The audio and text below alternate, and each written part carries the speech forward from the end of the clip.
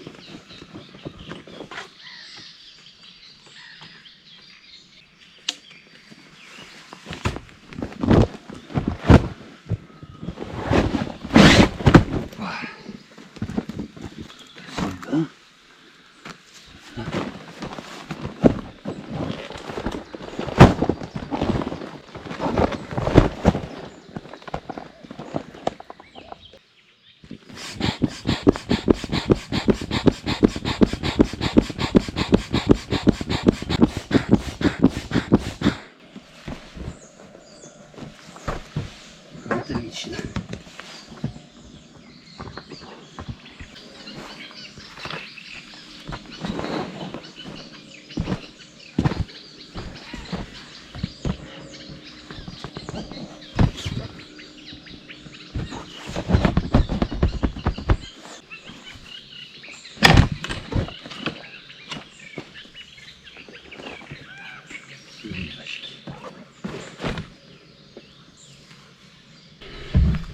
Все позарастало. Сейчас пару раз выплыву и расчищу. И сейчас немножко камыш повырываю.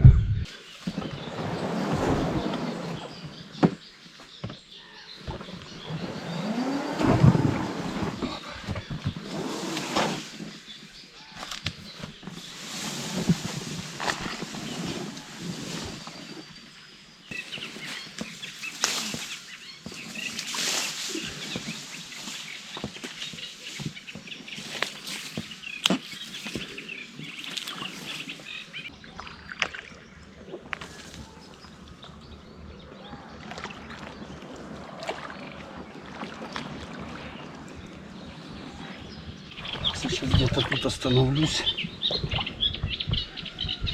Сразу соберу снасти и будем рыбачить. Друзья, всем привет! Приехал сегодня порыбачить на новый водоем.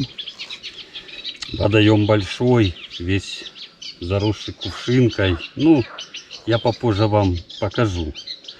Взял с собой удочки для ловли на боковой кивок. Рыбачить буду на удочку Cold Dragon. Много раз за эту удочку рассказывал, показывал. Есть у меня даже видео, я выкладывал конкретное про обзор удочек для ловли на боковой кивок, которыми я пользуюсь. Поэтому останавливаться подробно не буду. Кому интересно, переходите в плейлист Carp Fishing, там все есть. И взял также еще с собой запасную удочку Феникс. Ну, на Феникс рыбачить не буду, начну рыбачить с Cold Dragon. Единственное, что сейчас поменяю крючок. Так, подсак. Сюда. Сейчас примерно 7 утра. На водоеме тишина. Ветра нет. Но чем мне нравится этот водоем, что даже если и ветер, даже до 5 метров в секунду, здесь можно ловить на боковой кивок по ройкам, хоть по закругленным точкам, либо как. Заплываешь в кувшинку, тебя ветром не сносит, красота. Поэтому это водоем для любых погодных условий. Так, подсак готов. Ищем мормышки. Какую же мне мормышку? Наверное, вот такую я поставлю. Вот мне нравятся вот такие мормышки. Это мормышка фирмы Hayabusa. Но это не первый, это, наверное, второй номер. Первый я вам сейчас покажу. Вот. Первый номер есть у меня. Это фирмы Гамакацу. Ну, я, наверное, поставлю вот такой. С толстой проволоки. Мощный крючок. Перед тем, как выплывать и искать ройки, я сразу все подготавливаю, одеваю наживку и только тогда плыву в поисках роек. Но пока сижу, роек не вижу. Может еще на этом водоеме быть и рано. Из наживки здесь хорошо работает или опарыш, или горох. Ну, местные ловят еще и на кукурузу. Проверяем, чтобы на шнуре не было узлов. Горох варю сам. Покупаю на рынке, варю. И меня такой горох вполне устраивает. А ну-ка. Вот, друзья. Жало немножко совсем выглядывает. Ну все, плывем, ищем ройки. И будем надеяться, что они будут и поклевки будут. Вот на таких водоемах поиски карпа и сазана нужно начинать вот с таких мест. Там, где кувшинка, небольшие окна. Если он кормится, вы в таких местах ройки, пузырьки на поверхности воды увидите в любом случае, даже метров за 30. Главное, становитесь спиной к солнцу, потому что если вот так вот смотреть на кувшинки, на сам водоем, то из-за солнца практически ничего не видно. Видно, но не так хорошо. Заплыл в кувшинки и пока с вами разговариваю, смотрю, есть ройки или нет. Но пока ничего не вижу. Кое-где выпрыгивает карась или линь, не знаю, кто из них. Карпа в кувшинках пока не видно. Может, еще рано. Он только недавно отнерестился, болеет, наверное. Но не будем сдаваться.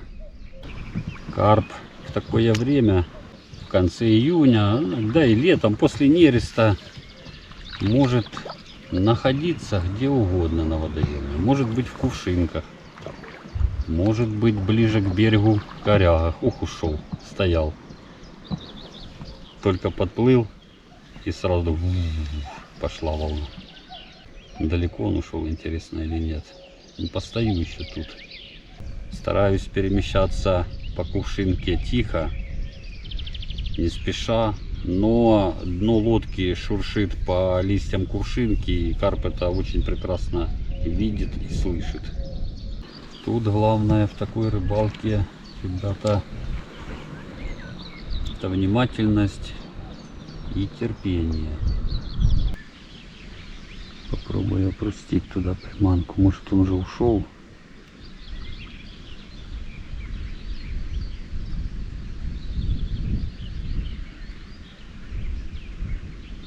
Опускаю приманку по окнам, которые рядом тут возле меня. В том месте, где я заметил карпа, я вот так вот все окна проверяю. А вдруг попаду как раз в то место, где он стоит.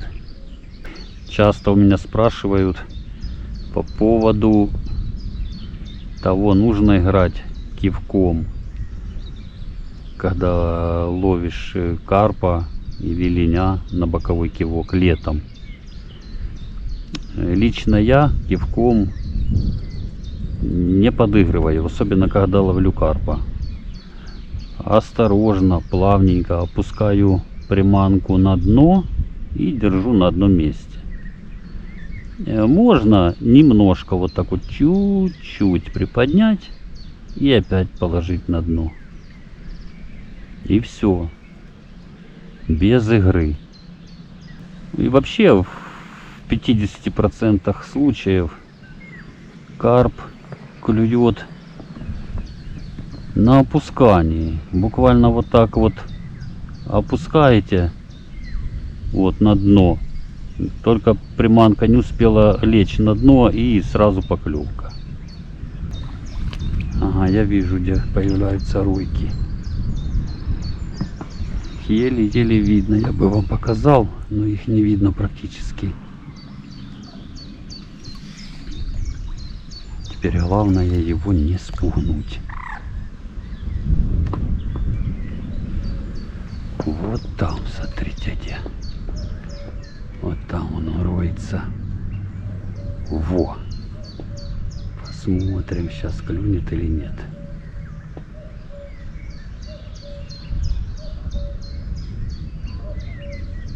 Если он еще не ушел оттуда, не уплыл. А он перешел ближе ко мне. Вот видите пузырьки. Сейчас мы его, может, обманем.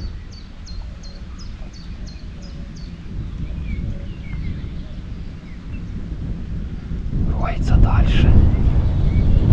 Ёлки-палки, ветер. Ветер лодку сдувает.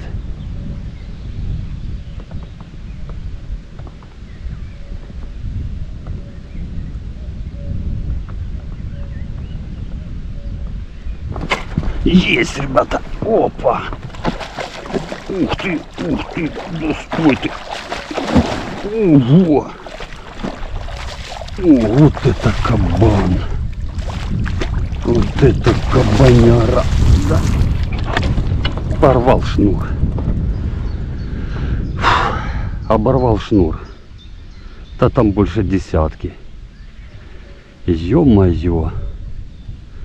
Надо срочно менять шнур.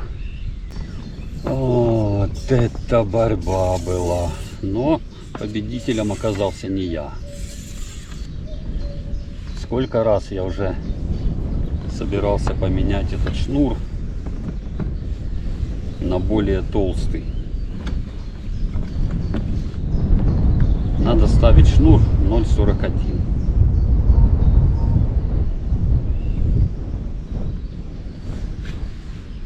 Все, крючка нету. Ну и кабан. Там, ну, за десятку был. Я уже его и поднял. Он хапанул воздуха. А потом все равно как сделал резкий рывок. Ну, это вам не карп. Это, скорее всего, что это был сазан. Ой. Первая поклевка, исход. Карп не боится, или сазан не так боится лодку, рыбака, если не шевелиться лодкой, туда-сюда не ерзать. И он подошел ближе ко мне, я опустил в ройку. Поклевка была не сразу, где-то, наверное, секунд 5 или 10 я подержал. И кивочек смотрю, чух-чух-чух, задрожал. Подсечка и есть. Но борьба была недолгой. Так, ладно. Это ж только начало рыбалки. Но главное, вы видели, как справилась сама удочка. Вообще без всяких проблем. Я его нахрапом поднял кверху из воды. И все. При том, что в кувшинках. На секундочку. Так, все готово. Пробуем дальше искать карпа.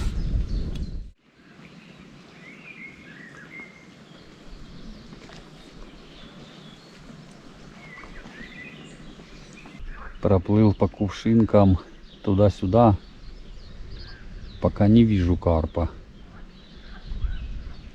Ни роек, ни шевелений кувшинки, ничего абсолютно.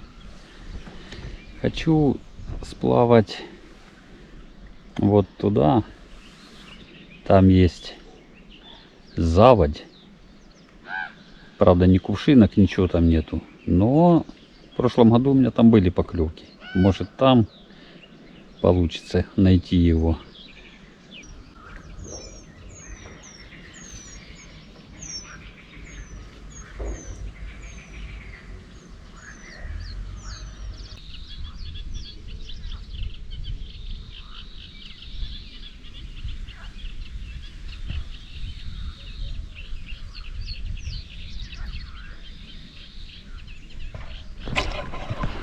Опа! Есть!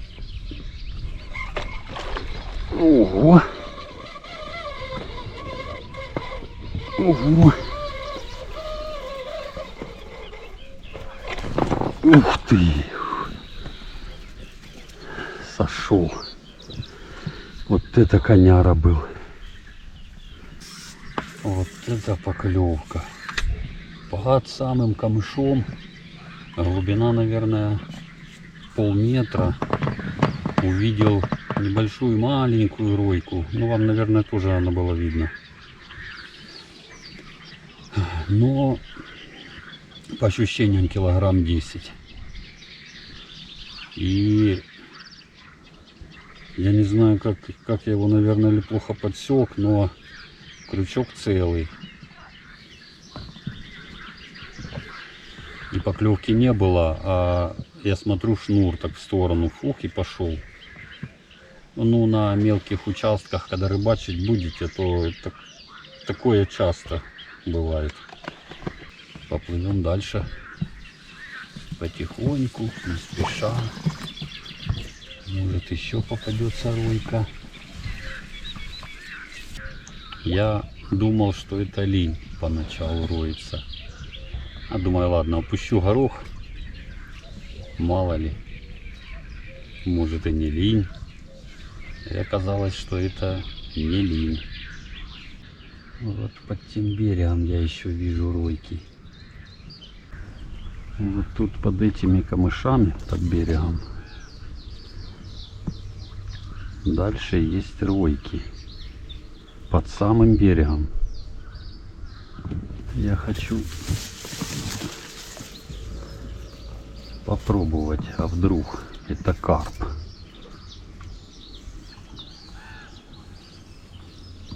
Вон, видите, под берегом все как белая пена, все в пузырях. Главное осторожно, аккуратненько, не спеша подплыть, чтобы не спугнуть, потому что глубина здесь около полуметра.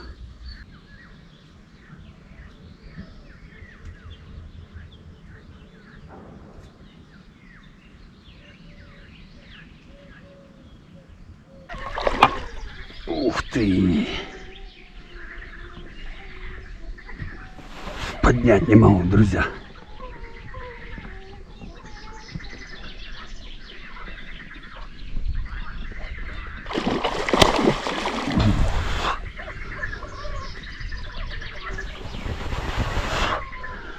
Ничего себе, кабан. Ух, под самым берегом взялся.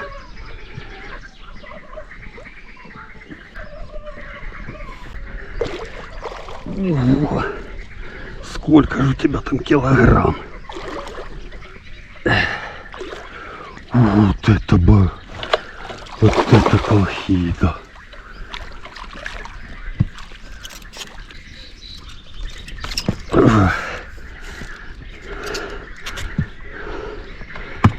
Ух ты. Фу. Вот это колхида.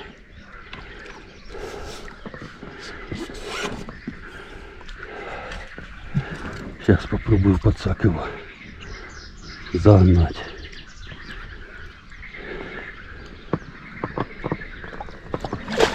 О, есть. Фу. Ничего себе, карпик. Аж рука болит. Я не знаю, заснял я сам момент поклевки, что с камерой там ни туда, ни сюда. Короче, я клацал эту камеру и вываживал его. Взялся, друзья, под самым берегом, там глубины, ну, сантиметров, наверное, 30. Не больше. Ой, тяжелый.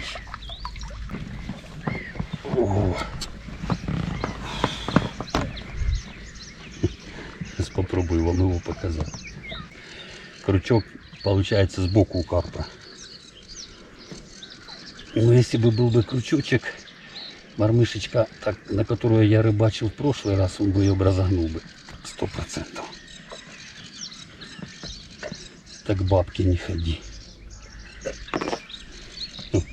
Покажу этого кабана. Ух, смотрите, какая махина. Не, ну может не 10, но 8 точно. Вот это махина, да? Сейчас мы наживим горох. И по новой. Плохо, что здесь этот заливчик, он небольшой. И вот поймал я карпа. И могу теперь просидеть полчаса, может даже больше, без поклевок. Тут распугал все, пока я его вываживал. Вот такой вот горох. Не сильно большой. Хотелось бы побольше размерами горошины, чтобы были. Может, кому-то будет интересно, как я его готовлю, этот горох. Сразу вам расскажу, пока есть время. Беру горох, заливаю водой. Если, например, вот в 9 утра я залил его водой, он стоит у меня до 9 вечера, 12 часов. 12 часов постоял он, промок, размок, раскис, и потом ставлю варить. Варю, пока он не станет мягеньким, но главное не переварить, потому что если вы его переварите, он тогда будет у вас слетать с крючка. Ну, примерно на среднем огне я его где-то готовлю минут 20, может 25. И, кстати, в него ничего не добавляю. Натуральный запах гороха. Проплывем чуть дальше под этим берегом. Руки есть под берегом, но старые. Когда-то он тут рылся, но давно.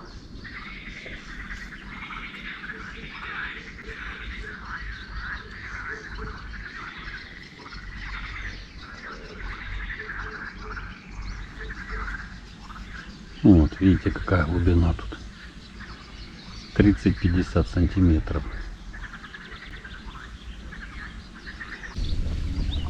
Плаваю, плаваю. Уже, наверное, около часа.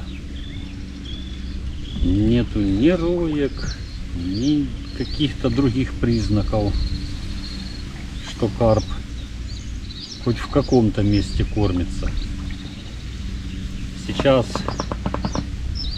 поплыву, заберу рыбу и взвесим ее. Интересно самому, какой вес. И после этого буду выплывать на берег. Хватит на сегодня.